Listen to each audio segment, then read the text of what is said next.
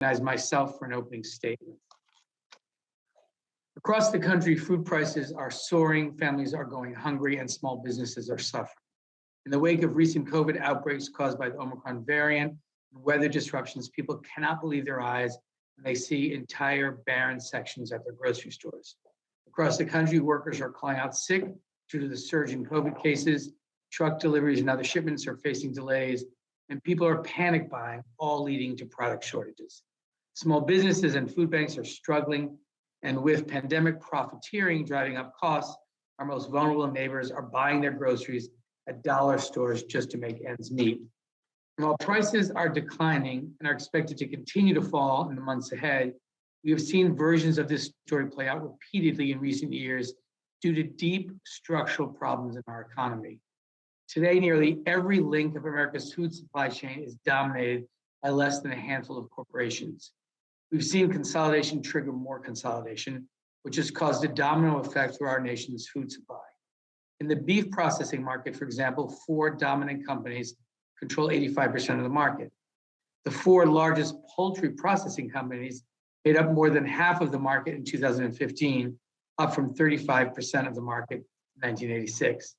In the pork market, the top 4 firms control more than 2/3 of the market, double their market share from 1976. And according to Open Markets Institute, waves of mergers have resulted in 4 grocery chains controlling 72% of local markets. In 2019 alone, there were more than 300 food industry mergers and acquisitions.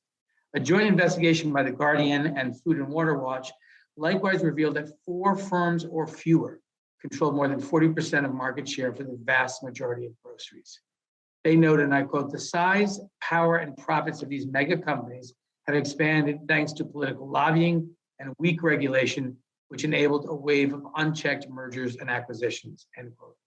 As a result, hardworking Americans all across this country are paying more as food prices skyrocket, particularly for meat.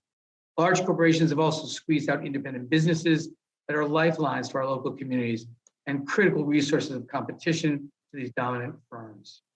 As Michael Needle will testify today, dominant retail companies have become so powerful that they've become essential gatekeepers for America's food suppliers, giving them power to extract discriminatory terms, better prices, more favorable terms, unfair allocation of products. Beyond the cost of food, this unchecked consolidation has resulted in the presence of choke points throughout America's food supply chain, creating much of the fragility Americans are experiencing every day.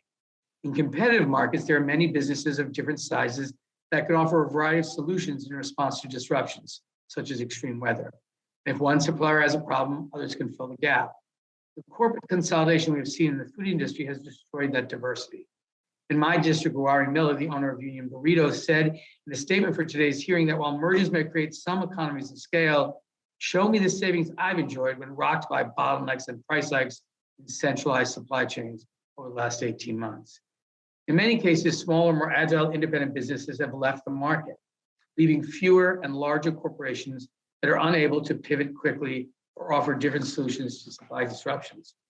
And when a single facility controls a large portion of production, one problem with that, one factory's production process can have ripple effects throughout the country. As the American Antitrust Institute has noted, quote, "These food Goliaths can exercise their market power to suppress competition, which alone is problematic. But as the COVID-19 crisis has demonstrated, such concentration has also contributed to unstable supply chains," end quote.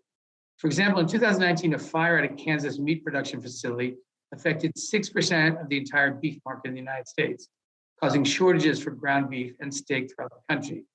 After the fire, prices for beef soared from $153 per cattle to $344 just a week later, while profit margins climbed 10% in the entire industry. In April 2020, the chairman of Tyson Foods took out a full-page advertisement in the New York Times to warn that, and I quote, "The food supply chain is breaking," adding that millions of pounds of meat will disappear from the supply chain due to closures in the wake of the pandemic. Last year, an organized cyber attack forced JBS Foods, which controls nearly a quarter of beef processing in the United States, to close all of its facilities in the United States, resulting in steep reduction of beef processing capacity and a spike in prices. And more recently, winter storms and COVID outbreaks have caused delivery delays and empty shelves in grocery stores, across the Eastern Seaboard and jacked up prices for locally owned businesses. In the backdrop of these trends, there's also widespread evidence of corporate profiteering. Why? They are raising prices because they can, as Federal Reserve Chairman Jay Powell recently testified. For example, early this month, Walmart and Kroger, the two most dominant grocery chains in the country, announced they would jack up the price for rapid COVID tests following the expiration of an agreement with President Biden to maintain them at affordable levels. This is nothing less than pandemic profiteering as we enter the third year of an economic and public health crisis. As prices are rising, corporations are seeing record profits, demonstrating that they're not absorbing the supply shocks exacerbated by the pandemic. Instead, they're taking advantage of the American people to line their pockets in the midst of this crisis. In some cases, companies are using the cover of reduced supply to drive prices even higher, while consumers and workers suffer. Farmers, ranchers, and other producers are also earning less than ever before. According to some estimates, only 15 cents of every dollar spent at the grocery store goes to farmers and producers. We're in a perfect storm.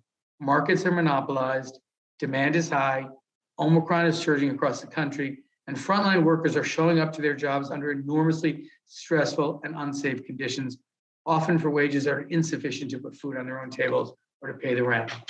Across party lines, people are tired, angry, and fed up with the corporate greed and runaway consolidation that are at the heart of this crisis.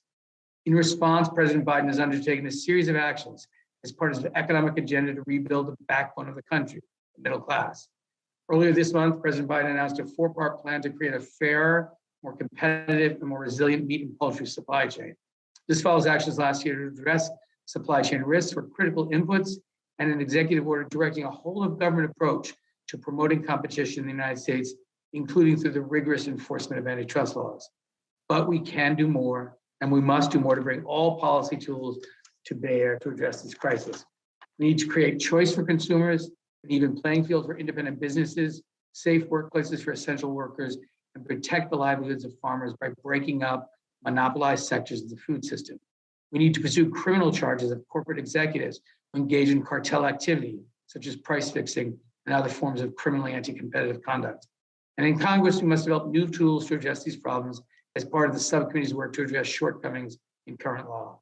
And we need to strengthen worker protections, prohibit price gouging, and explore price controls as part of an industrial policy to address the outbreak of inflation for essential goods and services in industries that are plagued by profiteering.